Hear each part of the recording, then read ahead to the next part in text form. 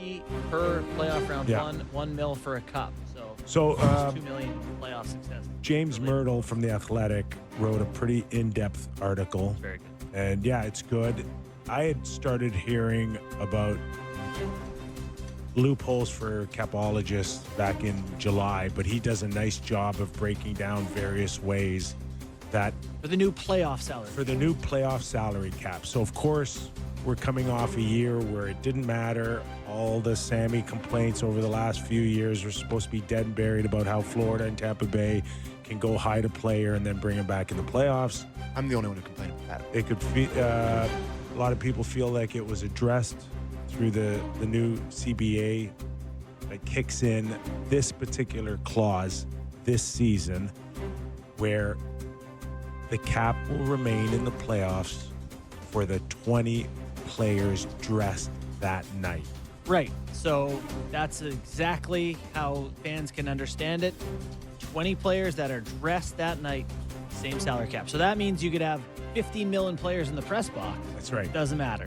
You can be, but So one of his points was that if you feel like you've got a $6 or $7 or $8 million player underperforming and you want to go replace him with another $8 million player in the playoffs, you can, as long as you make sure that the both of them aren't in the lineup at the same time. yeah.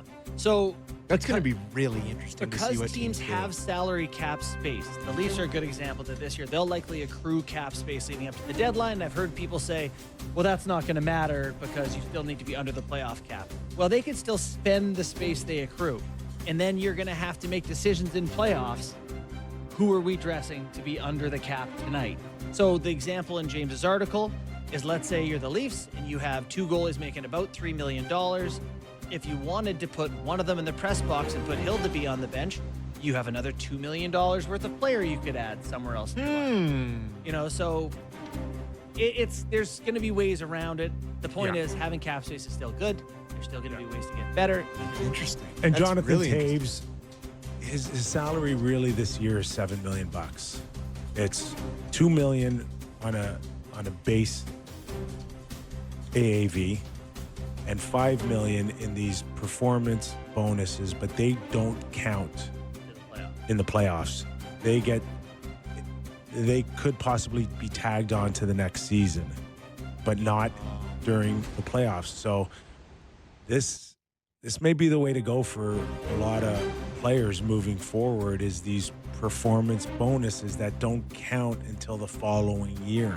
So what you're telling me is none of Taves' bonuses count towards the playoff cap. Correct. Not for this So season. there's already A way around it. sick. Yeah. Yes. Awesome. Yeah. But I think they'll change. I'm sure Bill some of this. Zito won't figure it out. Yeah, sign them all. So I think after this year, they'll have to find some ways to plug some of these holes that are already showing themselves. But I was thinking, like, who could you sign now on a purely bonus-laden deal that helps?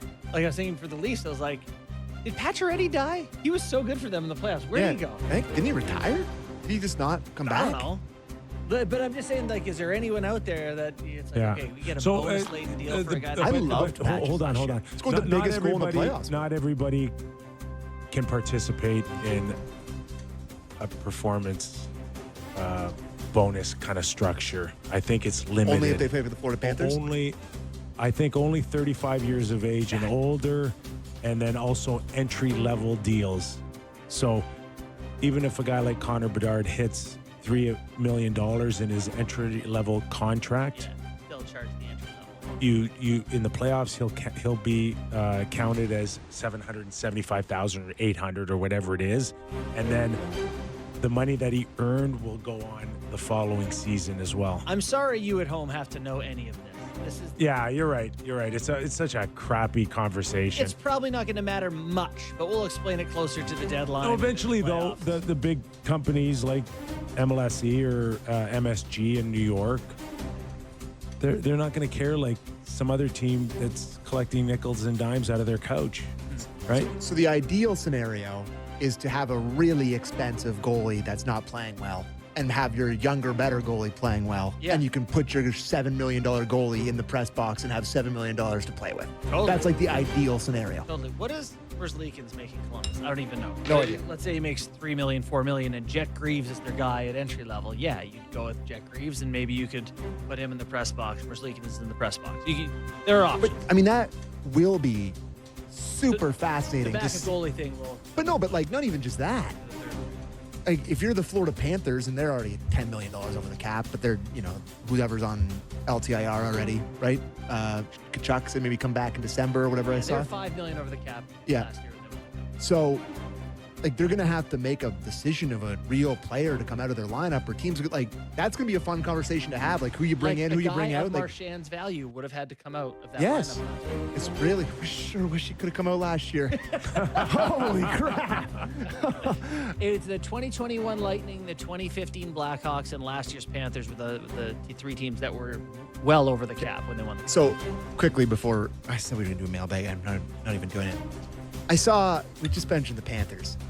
I saw a clip floating around the internet now, like we're doing the Amazon thing again, right? There's a new one coming out. They followed a bunch of stars. I saw a preview for it. Yep.